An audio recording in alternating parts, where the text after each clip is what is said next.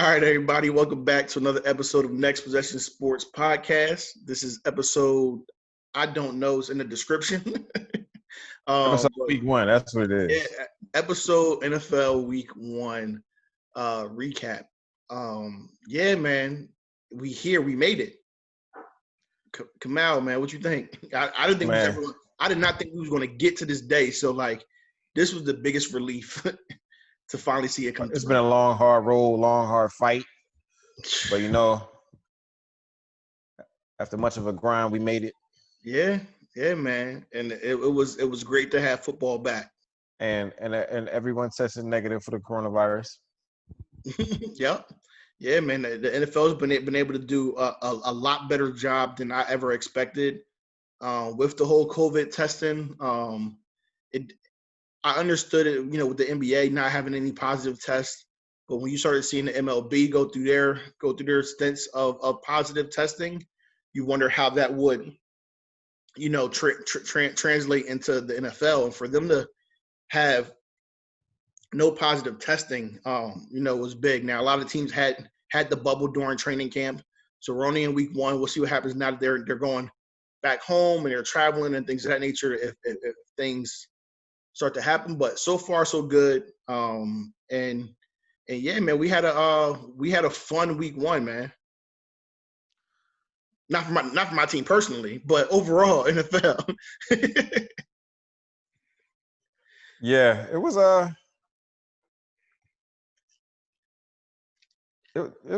definitely fun watching some of these. Week one's always fun because you get to watch the rookies and Yes. people on new teams like DeAndre Hopkins with these Yeah. 14 catches. Yeah, we I definitely mean, gonna talk about D Hop. which doesn't, if you watch D Hop, that doesn't surprise you. No. Uh, and then watching Especially to see rookie's first game ever appearance not be a preseason game, be a regular season game. yeah, and then So watching Clyde Edwards-Helaire continue what he was doing at LSU to the Texans, and he was just slicing the Texans up, which yeah, looked like might be happening this season. yeah. It was a long off season for us. It's gonna be a long regular season for the Houston Texans. And a few teams, a few teams might be in for a long season, and some more unexpected than others if they don't fix certain things. So with that, week 1 NFL takeaways. Uh, You got one for me that you want to start with?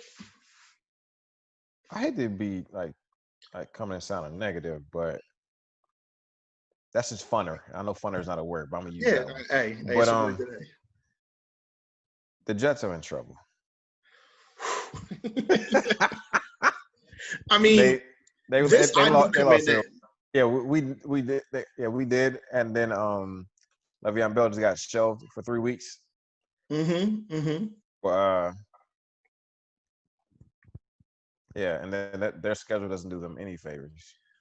Nah, the schedule doesn't do them any favors. Sam Darnold's Notice their coach. yeah. Sam Darnold's a tendency to turn the ball over does not do them any favors. Adam Gase being their head coach does not do them any favors. Trading away Jamal Adams has not done them any favors for this current NFL season. We'll see how they draft. So yeah, they're definitely in a they're definitely in for a long season. The way it's shaping up. So week 1 a lot of times is a week where I think there's a lot of unexpected that can happen. It can be week 1 can be the week of like unpredictability. A team wins that you never expected to win week 1. There's a lot of different things, but there's a chance to overreact to how things happen in week 1. But this isn't one of them. Us thinking that the Jets might be in for a long season is not an overreaction to how their game was on week 1. It's just the writing on the wall. Well, Adam Gase is, like I said, one of those early hot seat candidates for head coaching to see, like, is he going to make it through the season? Yeah. I'm always surprised if Willie Johnson fired himself. uh, at this point. Because all they got on offense is right now is Jamison Crowder Mhm. and Sam Darnold. I mean, they rebuilt that offensive line, but it really don't matter at this point. Everybody knows what's about. Well, when Le'Veon was back there, oh well, they got Frank Gore, so Mhm. um, the old 38-year-old still back there doing it, but yeah, Climbing the charts on the Russian board. and so that's the only person on the Jets I'm rooting for. But so yeah, they weren't a surprise, but a surprise team, which I think surprised all of us. I know it surprised you. Was the Jaguars. Yeah, man. I know we're going to go here. If if you're in the Facebook group, you saw my post with egg on my face. The elimination challenge. I took the Colts to beat the Jags week one. Figure I get the Colts out the way. Jags will be one of these teams that's probably going to lose a lot of games. You can probably pick the team that's playing them a lot throughout the season to be that safe pick. And they came out. And you know what? The funny thing is, my one rule of thumb generally for elimination challenge is don't pick division rival games because those games can always go in any kind of way. And went against my own rule, and I took an L, man. I'm out of the pool. It was a couple of us, man. It was about 5 or 6 of us that took the Colts week one in that pool, and we all out. That pool is looking real slim right now. Probably another like 6 or 7 was eliminated as well. But yeah, man, the Jags shocked me. I mean, trading Fournette, trading Yannick, you know, trading AJ Bouye, all season. Like they lost a lot of key pieces. Um, Everybody. Everybody, like I said, people at different levels of the offense and defense. Like it was a lot, and they weren't a good team last year to begin with. So it's not like they were a very deep team. So to lose all that, you wonder what they were going to be able to accomplish. You tell from an organizational standpoint, they were in it for a tank year. But the players came out and said, "We don't care if the organization don't want us to win. We hear the ball." And Gardner We ain't here for Minshew, all that. yeah. Like, listen, like whatever they trying to tell y'all it's about to go down. Like that ain't our plan. Like that's not what's happening. And Gardner Minshew, I think was like 19 for 20, only had one incompletion. Didn't have a ton of passing yards. I think like 175, 173, somewhere around there. But they made enough plays when it mattered. The defense had two interceptions, and like I said, they were just the Colts kept them around long enough for them to just, like I said, seize that moment and come out with a big week one win in the division. Yeah, and it was also the energy they brought. Like they had a lot of energy on that field. Mm-hmm. And then somebody who I was skeptical about coming out, maybe because he wasn't like a huge tackler, but CJ Henderson, and he showed up. Yeah, So I was very surprised. Everyone was picking them to finish last, but if they can squeeze out some games like this against their division rivals, because the Colts are supposed to be the toughest in the division. So yeah. week one, and when we don't know anymore. And hey, like I said, DJ Chark didn't have a lot of receiving yards, but he was able to haul in the touchdown. And a guy that you were not very high on coming into the draft was Laviska Shenault, was also able to find the end zone in week one. So And he went bowling. yeah, and then went bowling. So we'll see what happens. We'll see if Minshew mania can continue down there in Jacksonville. But yeah, that was, like I said, that was one of the surprises of the weekend. I don't say that's the biggest surprise of the weekend, only because, and here I go being negative again, but for me being more funner, since that's gonna be the word of the show, I guess, is your Eagles taking the L, man, and the Washington football team getting a win. And it's not just the fact that they got the win, because I think in that NFC East, when teams play, anybody can kind of win those games just with the rivalries. And we knew the offensive line scenario for the Eagles and how that was shaping up. That the Eagles could be in for a tougher game than expected with no Lane Johnson, are already losing Brandon Brooks and Dillard. So now you're down 3 starters, and the one unit that the Washington football team is very strong at is their defensive line. So to be weak, shorthanded on the offensive line, we knew it could be a long day, but Philly got out to a hot start. When you're up 17-0, I'm like, okay, maybe this day isn't going to be as long as I expected it. Philly came out, a lot of energy, great drive to begin with.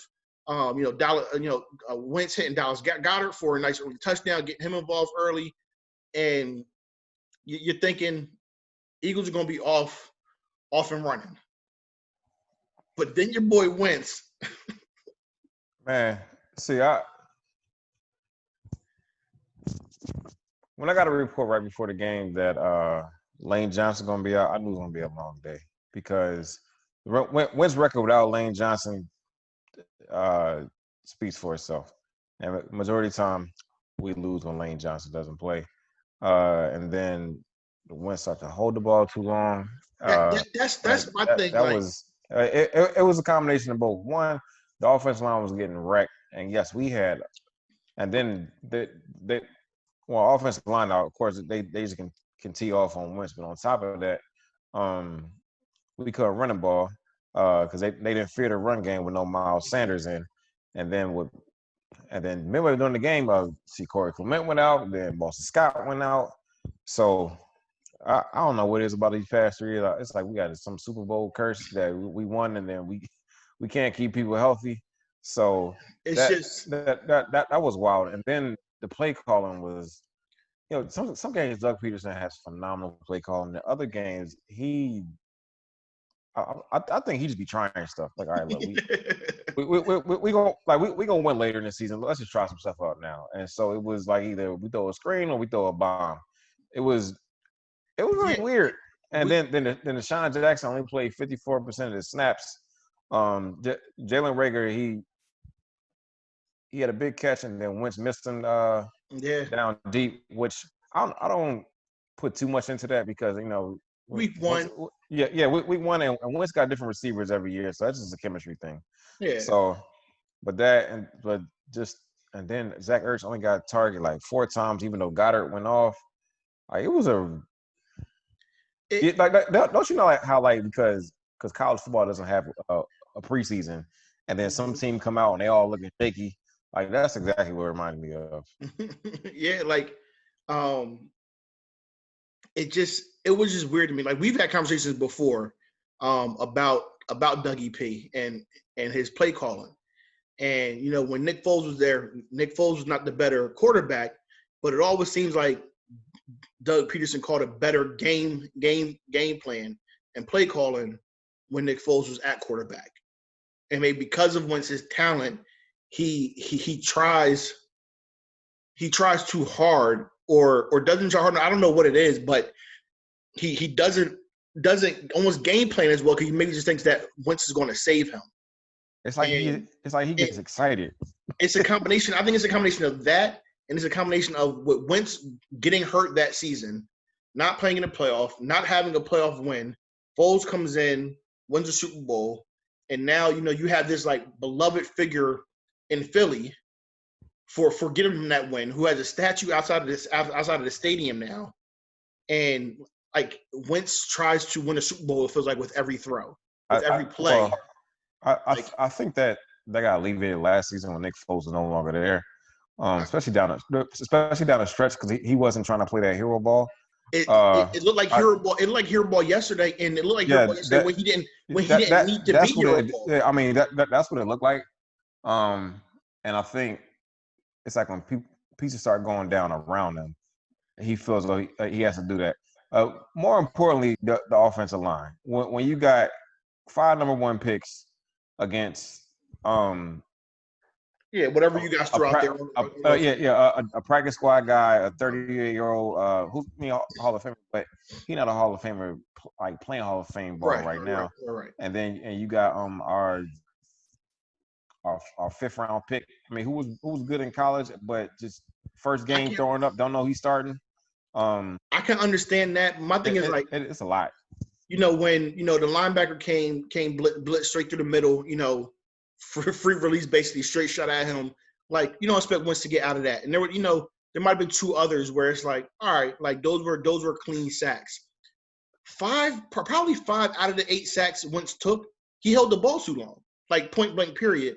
And for a quarterback that's entering year 5 now, it's inexcusable for a rookie quarterback to kind of hold the ball too long when you made it to the NFL. It's like, and once it continues to do that, and why would you hold the ball this long when you're down 3 offensive starters? Like there has to be something, a switch there. So there isn't either like the IQ there, or because if you're playing against a good defensive front, and your offensive line is not as strong as it has been, why would you hold the ball longer? So the thing about that, it goes back to the game plan, because when Nick Foles, they called a very simplistic game plan. It was a whole lot of RPOs, and even and predating the Nick Foles superhero era in Philly, which lasted all of 4 games. But Right. even with that, like I mean, Wentz was still taking a lot of hits because they call these slow developing plays down the field. Like, it's a typical West Coast offense. Whereas, like, be comparative, it's like when Wentz is in the game, Doug Peterson gets so excited because he's never had a quarterback of the talent since he's been coaching, and so he gets really excited. It's the game plan. It's the checks, and then sometimes people just not catching the ball too. Yeah. So then we never run the ball, and that always that pisses me off. And it was, I mean, and we played Washington last year without Miles Sanders, or maybe not Miles Sanders as much. And no, sorry, that was the Giants. But still, like we know Boston Scott can run the ball, but then again, you can't run the ball because you got all these starters need to replace. So week 1 was a mess for us. Yeah, I'm sorry. Defense was good. Joe Burrow just got baptized. Oh, I don't doubt it. Yo, he just got baptized. Fumbled, everything. Cleveland got the ball on the 1 yard line. But nah, I agree. But I can't cut Wentz that much bait, because I feel like some of those plays where he was getting sacked and holding the ball too long was on screen plays. It's like, just throw the ball by the running back's feet. Man, did you see what was happening on screenplays? Like, but the offensive line was not selling it whatsoever. I agree. But again, when you just throw it in the vicinity of his feet, you can throw it straight down. Like, on top of that, do you know what screen plays went for? All of them, like pretty much almost all of them went for negative yards. Listen, I saw, and it's one thing to have to you're going to have pressure in on the screen side. But it's another issue when you have 3 free runners coming back from the actual side that's blocking. It was all bad. But then Wentz, his 2 picks, he wasn't even pressured. He had clean pockets on both his interceptions, and they were terrible. And they were terrible throws. The first one was. The first one was a terrible throw. The first one, the second one. The second one looked pretty identical. No, it didn't. The receiver didn't come back to the ball. It was a comeback route, and he stood there. He might not have fought. But he got beat again on basically a similar route, and the defense sitting in a similar.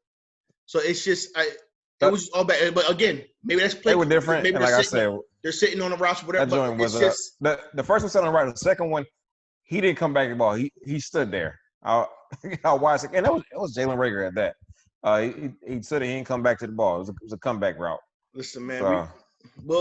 We'll move on, but like I said, that was definitely a shock to see the Washington football team score 27 unanswered points. They had 8 sacks. They had 2 forced fumbles, 1 fumble recovery, 2 interceptions. So they had like I said, off to a hot start. I don't know that something's going to last, but a defensive front will be a defensive front is going to be able to bring a lot of pressure throughout the year. Bad game. Got 15 more. Yeah, no. Yeah, like I said, week 1, I think there'll be things where people overreact to. I think you have the ability to right some of those wrongs here in week 2. But we'll see. If you guys don't, then this might be a whole nother story come next week. But we'll see what happens week 2. Another big takeaway. The reigning NFC champions, the San Francisco 49ers, took on a young hot team in the Arizona Cardinals. And I picked the Arizona Cardinals to win outright on Sunday. So while I was not surprised that Arizona won, it was nice to see them actually get that big win early, especially when in the division. We briefly spoke on DeAndre Hopkins' role in that at the beginning of the episode, where he had 14 targets, which is a career. He had 14 receptions, which is a career high for him in week 1 of a season where there was no preseason. There was a shorter camp, and he was that active. 14 catches, like 150 yards. I think he had 16 targets, so he caught 14 out of 16 of his targets. And then Kyler Murray, just being able to make plays with both his arm and his feet. That's going to be it's going to be a 100 yards. Yeah, he ran for 100. I think it was no. I think he going back 93. I think he got sacked one time and they took away from him. Yeah, man. That's like I said, Kyler Murray. That whole team is going to be fun to watch this year. Well, if they line can block. Yeah. Because I think that their matchup. Wait, never mind. They play San Francisco. So. But yeah, like I said, big win for them. So I think it was any real big key takeaways from week 1. Russell Wilson, my preseason pick for NFL MVP, came out and had 4 touchdowns, 300+ passing yards against the Falcons. As usual. Like I said, it's like I saw a stat today about Russell Wilson that said he's never received a single MVP vote in his career. Oh. I know he's been hated on, underrated. That's wild. Not one. That's wild. So we'll see what happens this year. But once again, he probably not complaining too much about that though. Nah. He's got Super Bowls. He got Super Bowl ring, and like I said, I know he's with his mindset on one another. But always been super underrated, but just super consistent. And never given enough credit. So like I said, I want to see him keep balling. And they got the Patriots, the Panthers this week. They got the Patriots this week. So that's going to be a fun one to watch as well. Yeah. As far as week 1, there were no real surprises. Outside of that. There was one. Was it? What was the surprise to you? Trubisky. Listen. Because if he would have, if that rest of that game would have went the way it was going, we would be on here killing him. Because we was killing him in our text right here. Here goes Trubisky again. So some of his errant passes and all that, like how bad he looked early on, we was dogging him. And then next thing you know, Detroit looking well, even without Kenny Golladay. Adrian Peterson, which we got to tip our hat to, who had, I think, 100 yards rushing. And he just got to the team like 2 weeks ago. It's just the Lions had that lead, and to see Trubisky bring them lead a comeback win, make a couple nice throws was even that. The most impressive stat with him is that donut he put up in the interception column. Yeah.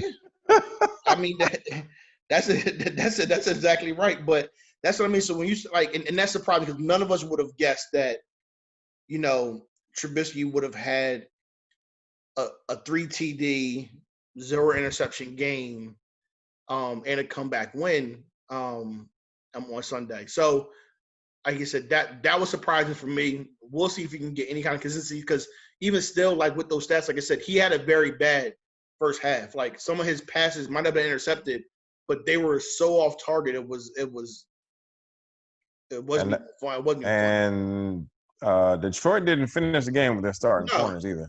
yeah, Oh no. yeah. But they didn't finish the game. Period. Like there's no reason why they should have lost. Should have lost that game. And honestly, Detroit lost it. Chicago did not win it, even though Mitch Trubisky had his comeback drive. Detroit went right back down the field, and unfortunately, DeAndre Swift did not catch the game-winning touchdown that he had directly in his palms. If he catches that, then Detroit seals that victory. But man, Chicago week 1 got a division win. All right. Let's move on to week 2. Let's get into some matchup and predictions. All right. So Thursday night game going on while we're recording this, so we won't talk about that. But my picks are already in for our pick 'em pool. Oh yeah, I got oh shoot. Oh man, I don't remember who I picked, man. I don't remember nothing now. My brain scrambled, man. I know I picked the Browns. I know a lot of people's probably gonna roll with the Bengals this week because I had the Browns last week, but I was rolling with them. I know it was kind of a must win for them. I might have picked the Bengals. Joe Burrow, almost came back and won that game last week. No. You know what? I almost picked them. I remember the Bengals offensive line, and I remember Myles Garrett. So and Geno Atkins and all that stuff was out for the Bengals. So I know you were saying Nick Chubb was probably gonna have a field day rushing. but that didn't happen until like an hour before the game when it was for the inactives. Yeah, cool. Yeah, when I picked it. But all right, so give me these matchups. Giants and Bears. Back to Trubisky. So that's where we started. You want to start with Daniel Jones and Mitchell Trubisky? Is at the top of the list. No, all good. I'll go Chicago. They had the defense, there. You have a Khalil Mack. You have pieces there. I feel like you got to like out of the 4 units, like offense side of the ball, defensive side of the ball on both teams. Chicago is the only one that has a complete unit on one side of the ball, and right. So for that reason, I picked them as well because the Giants. And until the Giants can show me that they're going to be obviously you don't expect Saquon Barkley to get negative yards rushing every week, but until they can show me they can establish a consistent run game, not a run game where Saquon's negative, and then he rushes an 80-yard rush because he breaks one. Like, I don't just want to see Saquon with 90 yards, but he had 15 negative carries. Like, unless they can develop a consistent run game, if Daniel Jones is going to sit back there and predictably pass, defenses are going to be able to tee off on him and be able to sit on everything. So, and on top of that, they literally have honestly Saquon's probably their best bet to go against Khalil Mack to block him. No. Listen. If that's the case, they just need to roll the pocket opposite side of him because I don't know if you saw, but Saquon was not blocking nobody week 1. Not when he was in pass, but like that's not a strength of Saquon. He's not a strength of the Giants. It's not. So when your offensive line isn't blocking well, but like at least like a Zeke will put his nose in. You know what I mean? Like there's no will or want for Saquon when it comes to pass blocking. He does not want to do it. So we'll see what happens. But Bears. So we can move on. All right. Next, Falcons Cowboys. You want me to get my prediction first? Yeah, because I honestly don't have one right now. I mean, I'm going with the Cowboys. They're going to get a bounce back win. Atlanta's defense, their secondary, is not much at all. So I think they're going to be a team that's going to allow a lot of yards. They're going to have to continue to do what they did last week, where 3 receivers caught 9 passes each for over 100 yards each, in order to even be in games. And if you can't do that on a weekly basis, but like I said, their offense, they have weapons on offense. It's just they can't. I don't think they can stop much on defense. And I think the Cowboys get their offense rolling this week, and they pull the win out.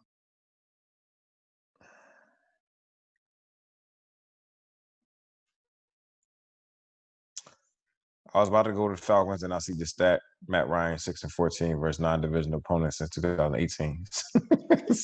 so I'm unfortunately gonna pick the Cowboys. And I think they said, Dak is one of those who, after a loss, he has a third highest QBR. Coming off of a loss in the following game, so you have that. So yeah, I'm like I said, I'm more with the Cowboys. Lions, Packers. They playing early. Packers.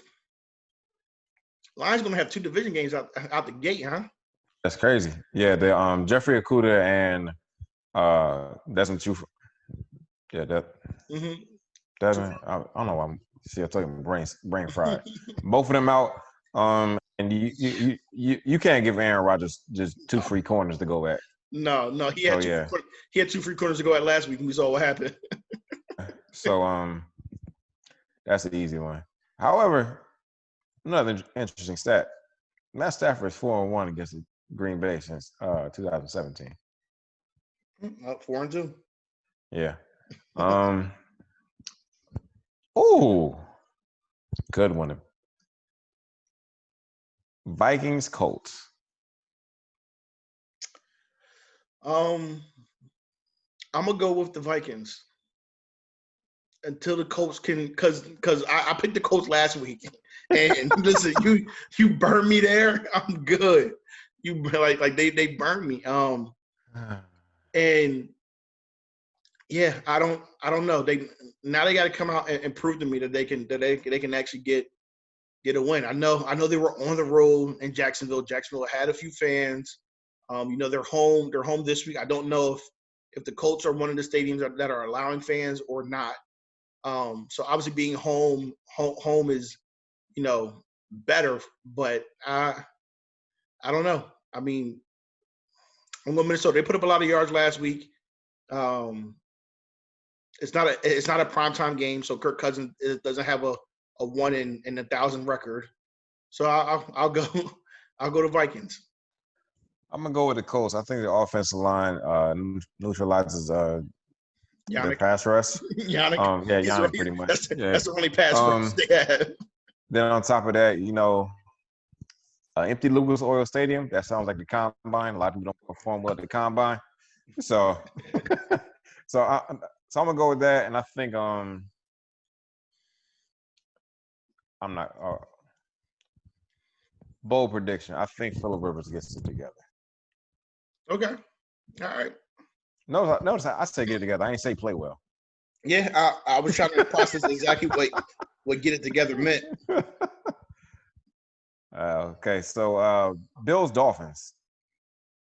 Oh, I'm gonna go Bills, but I'm gonna say that I think the Dolphins make this a close game. Disagree. I don't think that starts to happen until Tua gets in the game. Niners, Jets. Do we have to? We can say in unison: 1, 2, 3, Niners. Rams, Eagles.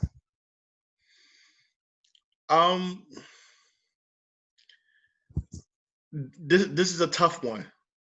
This is a tough one because the Rams are a good team. They have the front. They have Aaron Donald there, who's obviously you saw the amount of pressures he was able to get last week against Dallas. You have Philly having their issues on their offensive line, and issues with play calling and Wentz holding the ball too long. You wonder how that's going to play out against that team.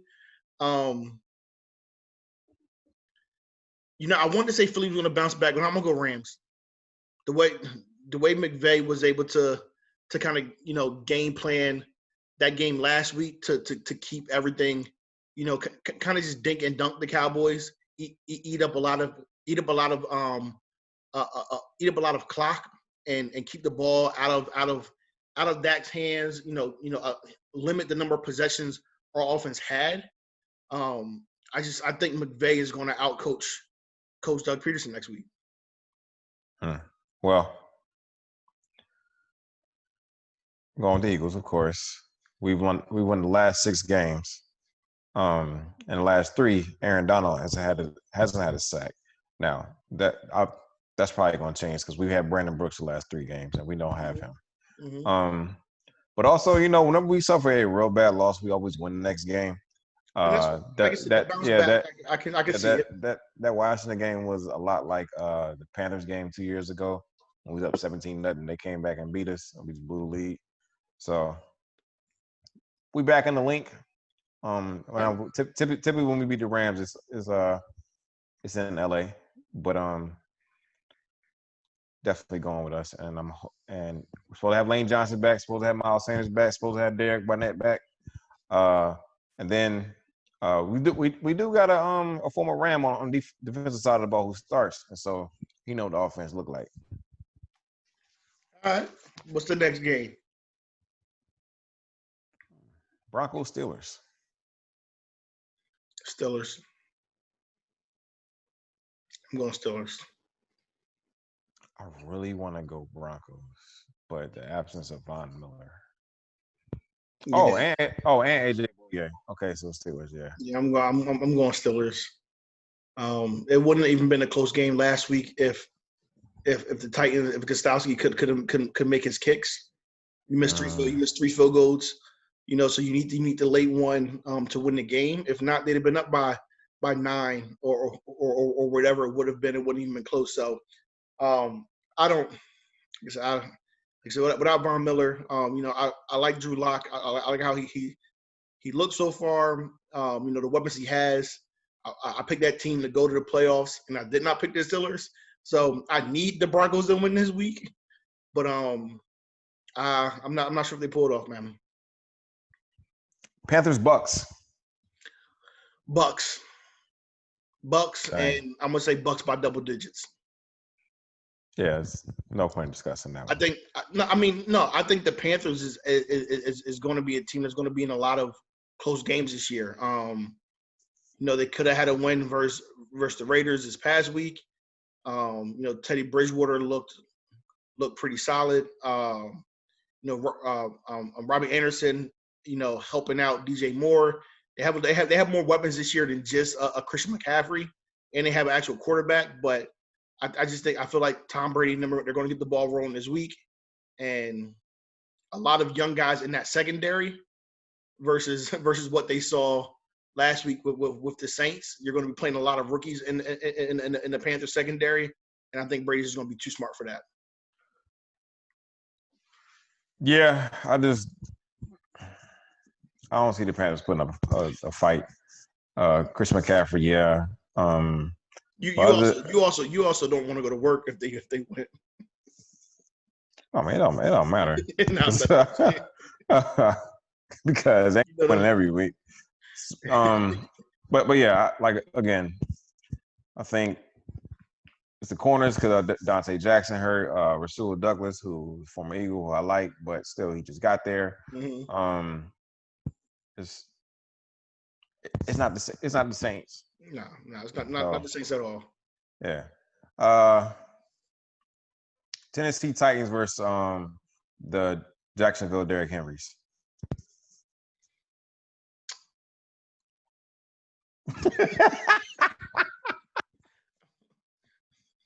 What? The Jacksonville who? Derrick Henrys. Titans.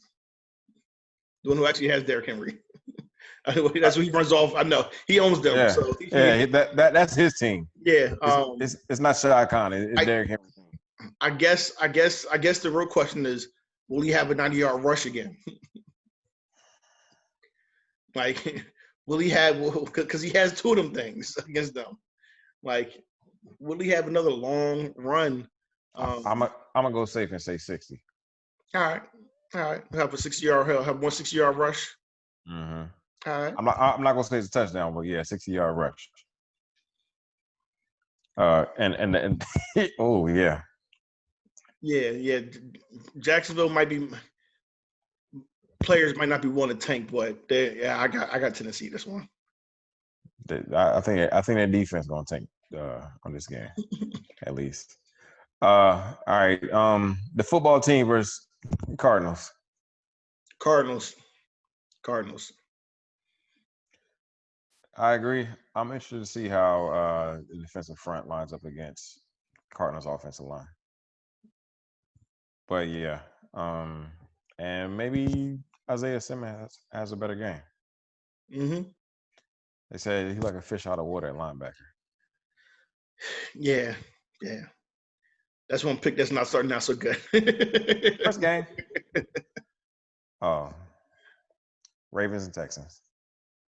Listen, man, I feel terrible for Deshaun Watson. I don't know what he did to deserve this. Like, how do you lose the best receiver in the league, and then you got to start the season going against Mahomes and Lamar Jackson, like week 1 and week 2? Hey, a lot of quarterbacks who won a national championship don't start out too well in the NFL.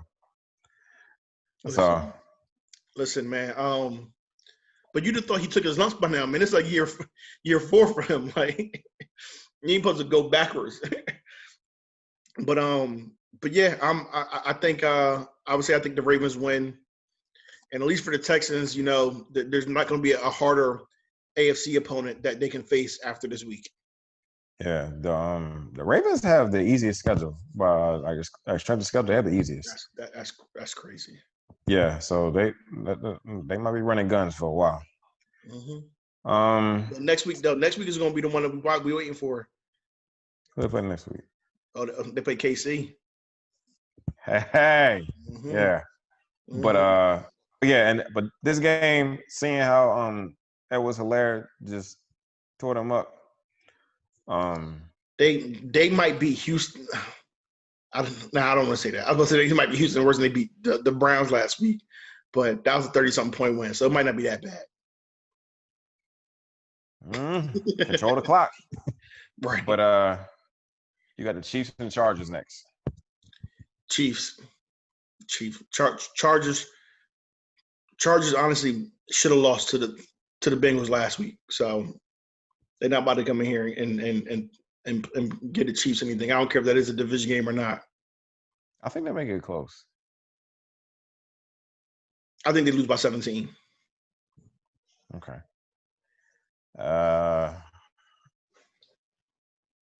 An old rivalry, but new rivalry. The Seahawks and the Patriots. I'm going Seahawks. Even though I would love to see Cam get a big win here, but I'm going Seahawks. In Seattle, Russ Wilson I'm going Seahawks.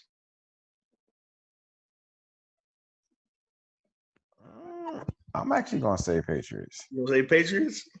Because I really thought with the addition of Jamal Adams that their defense would be different. Yeah, that they wouldn't give us so many yards. I feel you, and while the Patriots are a better coach team and a better team than the Falcons, they're not offensively what the Falcons are as far as weapons. They don't like. I mean, they're gonna play. They're gonna play a much different game. It's not gonna be air the ball out. It's gonna be clock control. That's what I'm saying. But my thing is, even though I think obviously Jamal Adams is a great safety, his one of his best attributes is actually being in the box and stuffing the run. So now you have a team that wants to run the ball. You're going to keep him in the box more and keep him around the ball more. They can't spread him out. They can't spread out that defense. They can't spread out him and Bobby Wagner the way Atlanta could and put up those yards that way.